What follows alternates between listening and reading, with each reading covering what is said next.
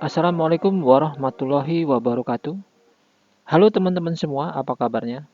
Ketemu lagi dengan saya di channel Kenali Corp Ltd. Video kali ini merupakan pembelajaran sesi 2 materi dasar-dasar pemrograman PHP yang di dalamnya memuat konsep dasar penulisan kode program, manajemen file, menjalankan file, dan mendeteksi kesalahan pada PHP.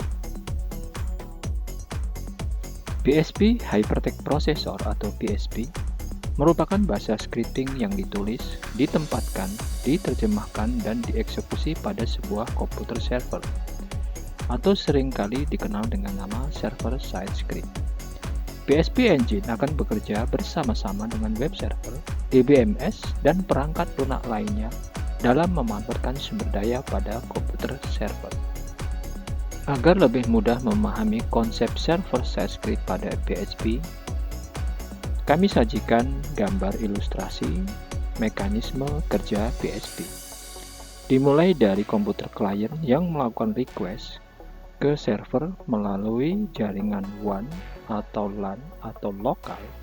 Request dari klien akan diproses oleh server. Server akan memanggil file PHP yang di dalamnya terdapat script PHP.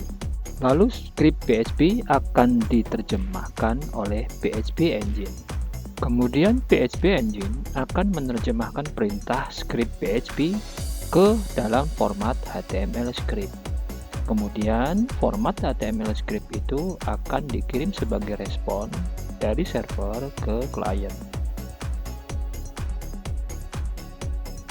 Beberapa hal yang paling umum yang harus diperhatikan pada saat penulisan kode program atau script PHP. Yang pertama adalah setiap halaman yang mengandung script PHP harus disimpan dengan ekstensi .php. Kedua, setiap script PHP harus didahului dengan tag pembuka PHP dan kemudian diakhiri dengan tag penutup PHP. Ketiga, setiap akhir baris perintah harus diberi tanda titik koma. Keempat, semua bentuk variabel harus diberi tanda string $. Pada penulisan penamaan variabel. Yang kelima, penulisan baris komentar harus didahului dengan simbol pembuka \** dan diakhiri dengan simbol *\\. Penulisan kode program atau script PHP dapat dilakukan dengan dua cara. Yang pertama adalah embedded script, yaitu perintah PHP berada di antara perintah HTML. Yang kedua, non-embedded script, di mana seluruh script HTML dicetak dengan perintah script PHP. Dari kedua cara ini bisa digunakan salah satu ataupun keduanya, dan itu tergantung dari kebutuhan pengkodean atau programmer itu sendiri. Pada pemrograman PHP, manajemen file sangat penting. Script PHP akan diterjemahkan hanya jika file PHP disimpan pada server. Atas dasar itu, maka letakkan atau simpan file dokumen PHP yang berekstensi .php ke dalam sebuah folder di bawah root directory di web server. Setelah file PHP tersimpan di folder dalam root directory web server, maka file tersebut dapat dijalankan. File PHP dijalankan dengan menggunakan sebuah aplikasi web browser dengan mengakses alamat web server dan merujuk ke file PHP-nya. Berikut ini adalah contoh bagaimana mengakses atau menjalankan file PHP di web server yang berada di komputer lokal atau localhost. Jika web server berada di komputer lain dan terhubung dalam sebuah jaringan, maka klien dapat mengaksesnya dengan menuliskan alamat IP atau IP address dari web server tersebut. Kita masuk ke bahasan terakhir pada sesi 2, yaitu mendeteksi kesalahan sintaks PHP.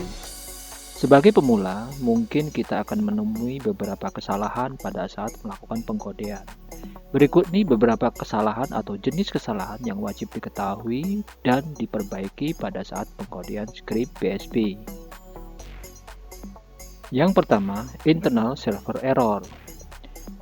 Pesan kesalahan ini akan muncul ketika kita mengakses file melalui web browser dan kemudian file tersebut tidak ada atau tidak terletak dalam direktori server. Yang kedua, parse error.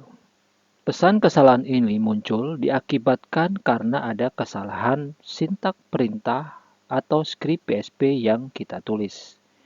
Dan kita dapat mengetahui di baris mana kesalahan tersebut berada, karena nomor baris akan disajikan pada pesan ini. Yang ketiga, cannot find server. Pesan kesalahan yang menunjukkan bahwa halaman tidak dapat disajikan. Hal ini dikarenakan web server kita belum aktif. Oleh karena itu, maka sebelum kita menjalankan file PHP dari web server, maka pastikan web server dalam kondisi aktif. Demikian untuk materi sesi kedua tentang pembahasan dasar pemrograman PHP. Dan selanjutnya kita akan masuk ke materi sesi 3 yang akan membahas tentang kendali proses atau structure control.